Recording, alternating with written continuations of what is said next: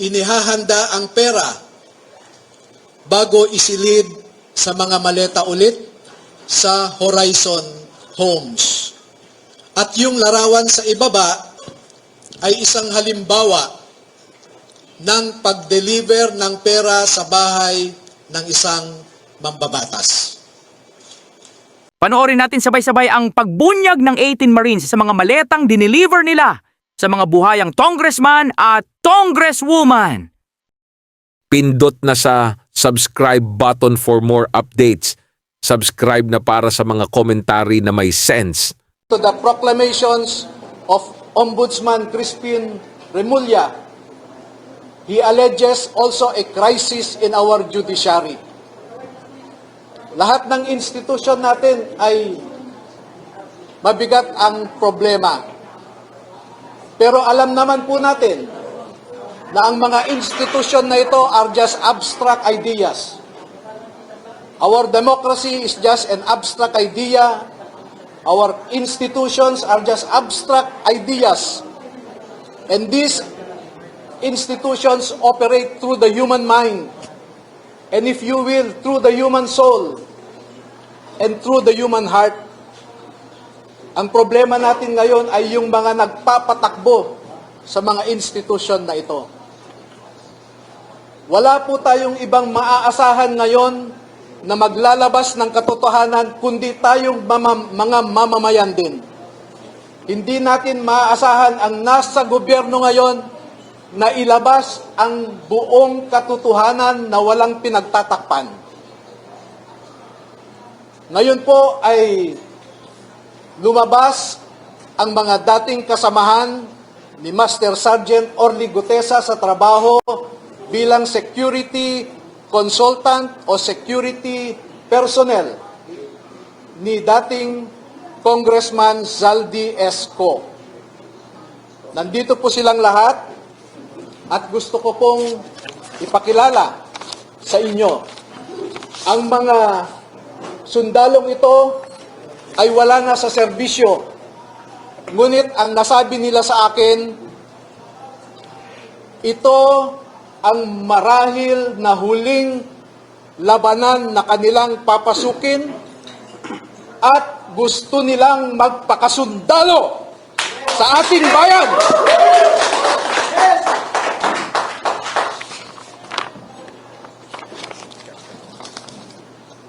Tinatawag ko po ang isang magiting na Pilipino, si Bernard Tube.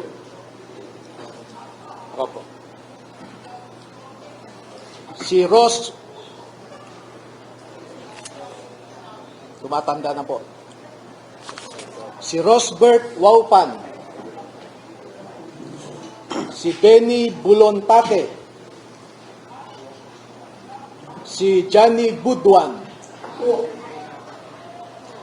Si Rodante Orbillo. Rainy Boy Julian. Christopher Esquivel.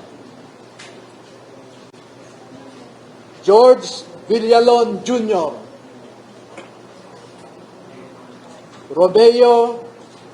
Romel Bobares.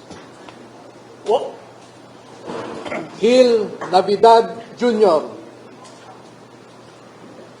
Anselmo Taberdo. Walter Manalansan. Jolly Cadiao. Romel Galapon. Cecilio Laroder Jr. Bernard Gubban. Crisani Dado. At Fidel Corpus. Meron po silang kasamahan na 12 pa na hindi makakadalo ngayon dahil sa mga personal na rason. Ang dalawa ay meron silang kasama sa buhay na nagtatrabaho pa sa gobyerno at meron silang pag-aalinlangan na maaaring maapektuhan ang trabaho ng kanilang mga asawa. Yung 10 na hindi pa nakadalo ngayon ay tinatawag ko po na second batch. At lalabas din po sila sa tamang panahon. Bigyan ko po kayo ng halimbawa ng nilalaman ng kanilang affidavit. At kung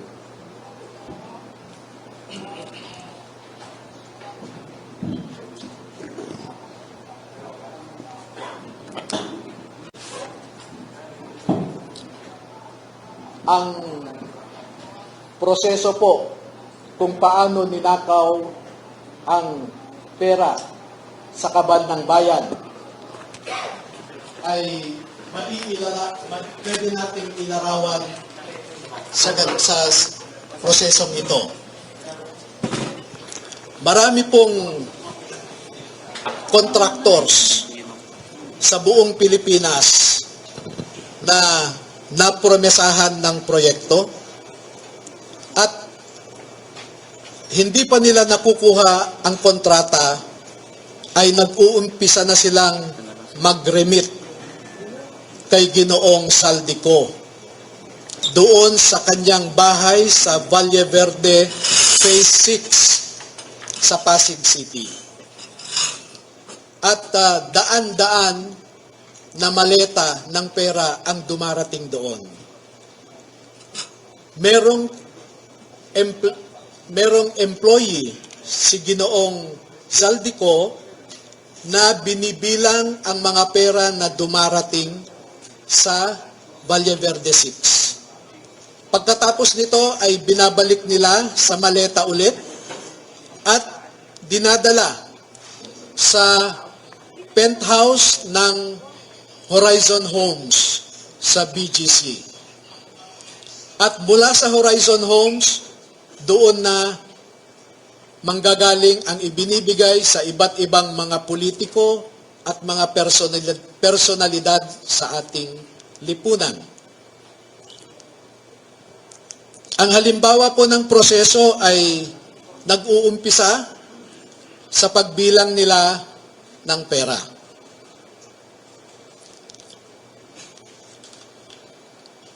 Ang susunod po,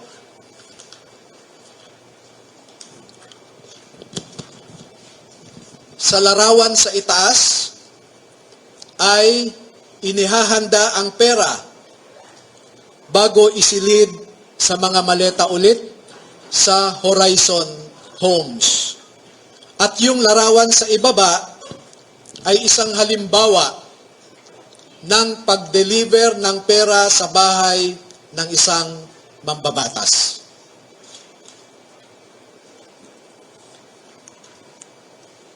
Makikita po ninyo na may nangyari kay Master Sergeant Gutesa. Sa aking tanggap na impormasyon ay napilitan siyang mag-execute ng isang affidavit na kung saan ay sinasabi niya na hindi siya kasali o wala siyang nalalaman sa mga pagde-deliver ng mga mali-maletang pera. Pero makikita po ninyo dito na siya mismo ay kasama sa pagde-deliver ng pera. Kaya naaawa po ako ngayon sa sitwasyon ni Master Sergeant Gutesa dahil ginawa siyang sinungaling.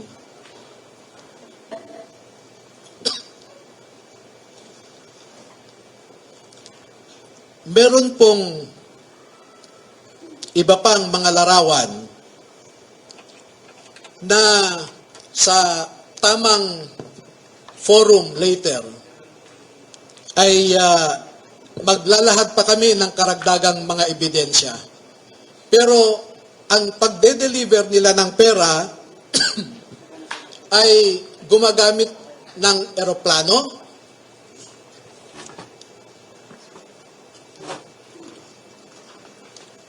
Gumagamit din sila ng helicopter.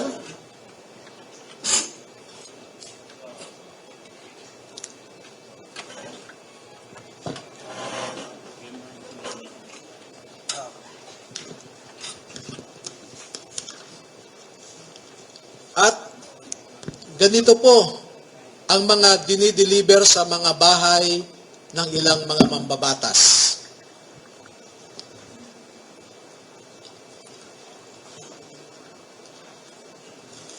Makikita ninyo sa itaas na larawan ang hilera ng mga maleta na ang laman ay pera.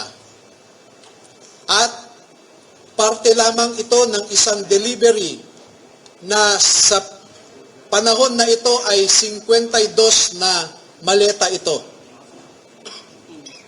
Sa isang delivery, umabot ng 52 na bagahe.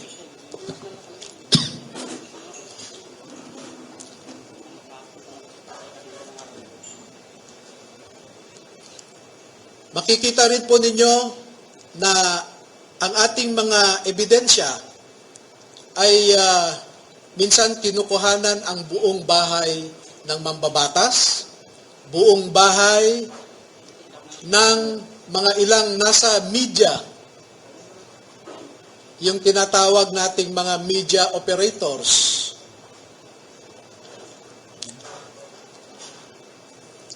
At ganyan po sila mag-deliver. No?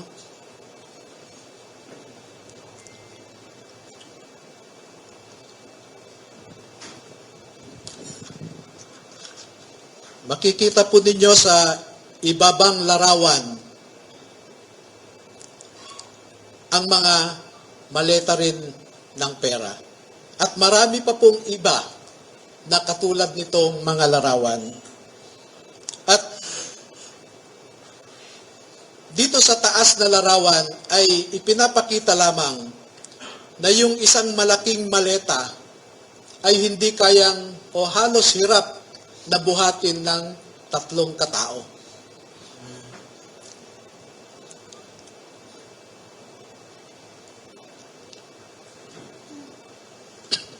Ngayon po ay merong pangalawang aspeto ng affidavit ng ating mga magigiting na Pilipino na nasa harap natin ngayon.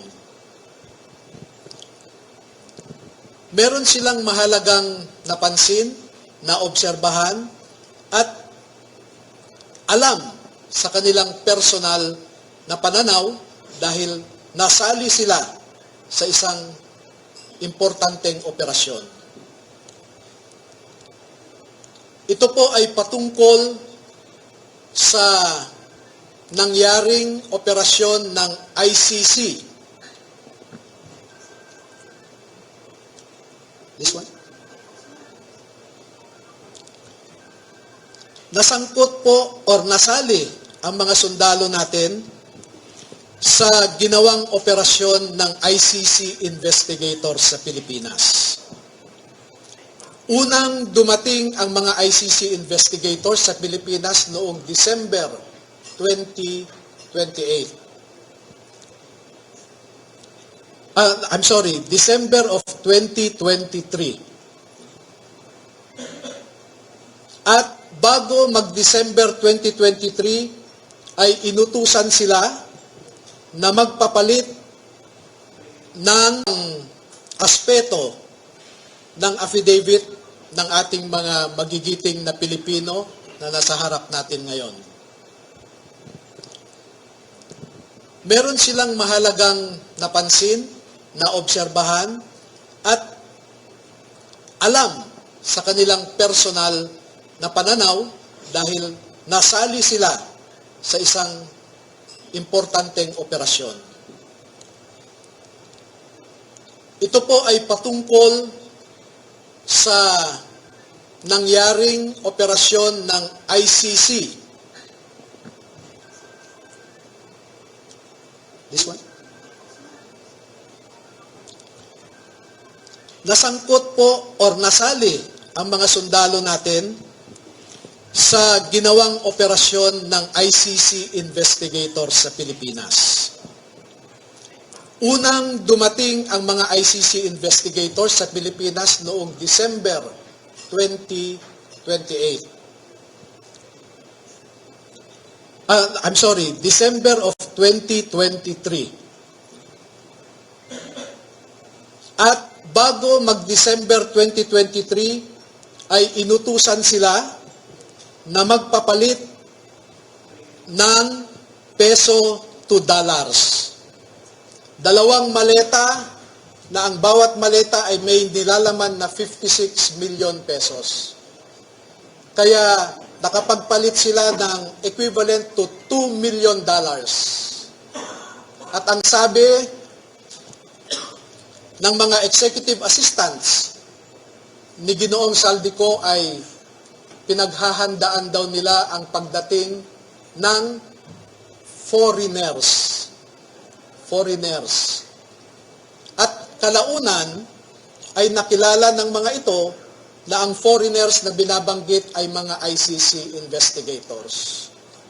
At nakapaloob dito na ang ginawa nila ay mag-interview ng mga witnesses na ipinapaarating sa kanila ni Sunny Trillanes. Wala silang ibang in-interview na mga witnesses, kundi ang mga tao lamang na pinapadala ni Sunny Trillanes.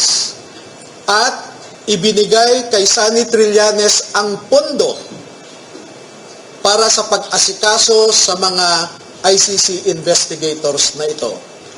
Kaya naman po, lahat ng sasakyan na ginamit, lahat ng hotel accommodations ay sinagot ni Saldico at saka ni Sunny Trillanes.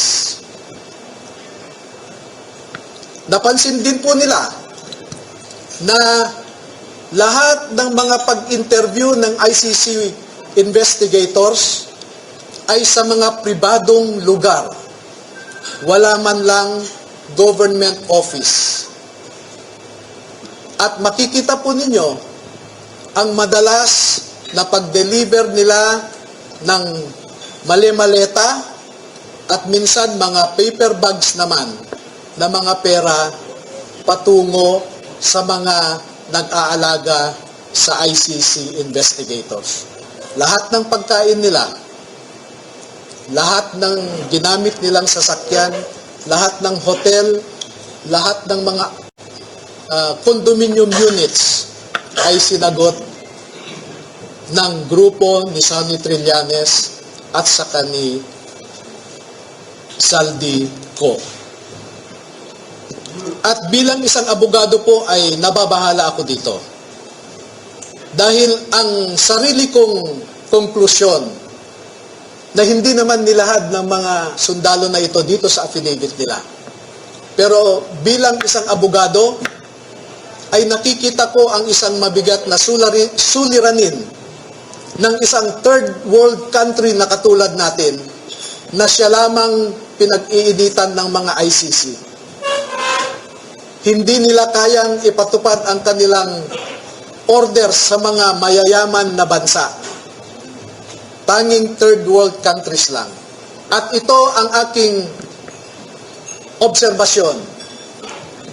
Una, ang ICC investigators did not conduct a bona fide investigation in the Philippines because they only interviewed people sent to them by Sunny Trillanes. Nakapasok din sila sa bilibid prisons para kausapin ang tatlong na sentensyahan sa pagpatay kay Kian de los Santos. Meron din silang kinausap na mga di umano ay EJK victims' families sa bahay Kalinga ni Father Flavie Villanueva. At lahat ng gastos ni Father Flavie Villanueva ay sagot ni Saldico. Number 2, dahil December 2023 lang unang pumunta ang ICC investigators sa Pilipinas, ay hindi nakakaduda that the ICC investigators manufactured the existence of ICC jurisdiction in the Philippines because the residual jurisdiction of ICC ended in March of 2019, or 1 year after the Philippines deposited its articles of withdrawal in the United Nations. Number 4, the ICC investigators themselves committed graft and corruption. Dahil bakit hinayaan nilang lahat ng sasakyan, lahat ng pagkain, lahat ng accommodations nila ay sinagot ng mga tao na kilala naman nila na kalaban ng kanilang iniimbestigahan. At panglima, ang mandato ng ICC ay di umano protektahan ang human rights ng mga tao. Pero bakit hindi sila nagbigay o nirespeto ang human rights ng isang tao na kanilang iniimbestigahan sa pamamagitan sana ng pag-imbestiga ng mga ibang tao na hindi pinapadala ni Sunny Trillanes? So yan po ang buod ng kanilang affidavit. At una ko nang ipaalam sa inyo na bago po kami magbigay ng buong kopya sa inyong lahat, ay pahintulutan muna ninyo kami na isumite ito sa Office of the Ombudsman para makita natin kung umaandar pa ang sistema sa Office of the Ombudsman. Dahil isa ang ngayong ombudsman natin na binanggit dito sa affidavit. Pangalawa, ay magsusumiti rin kami sa ICC mismo para malaman ng ICC ang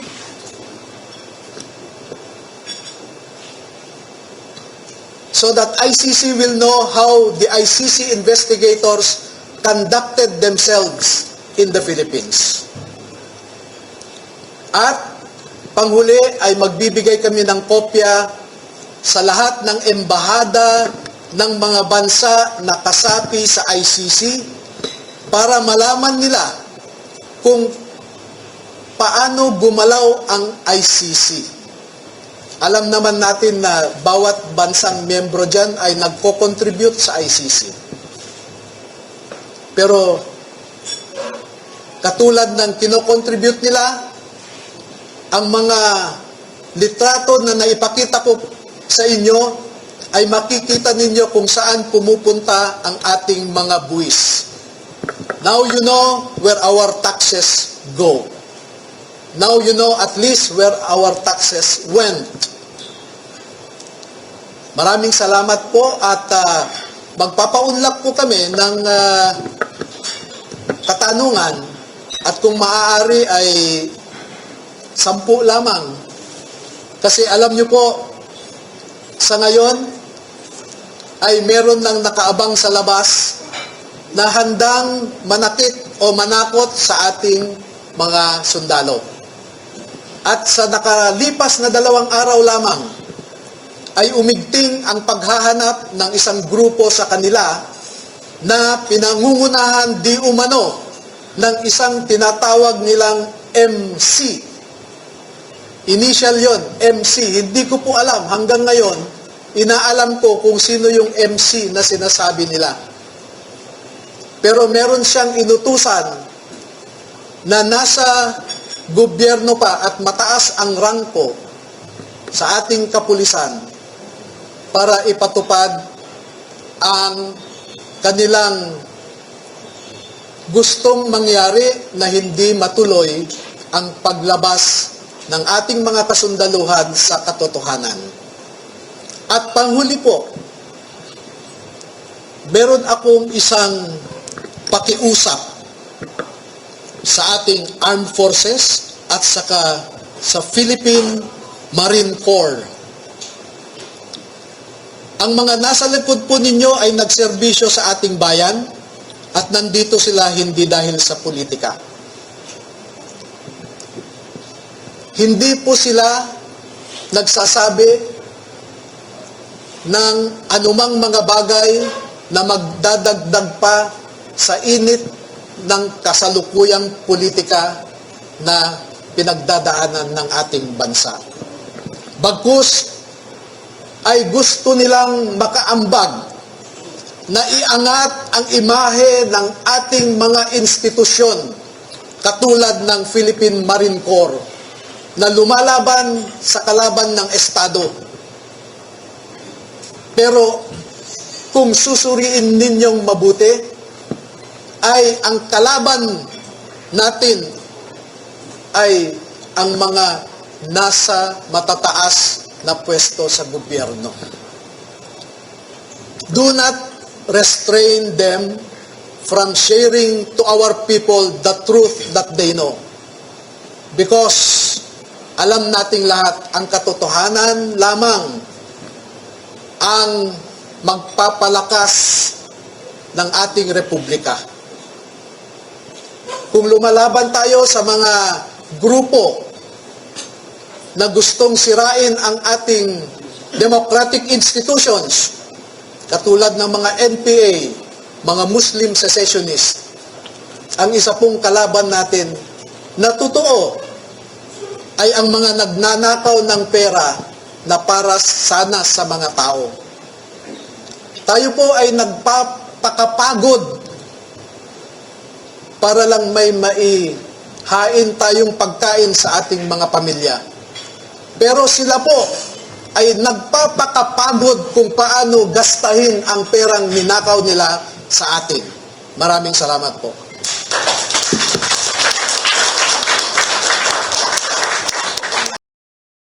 Thanks for watching, guys. Subscribe now for more updates. Lemon Logic PH po. Naglilingkod.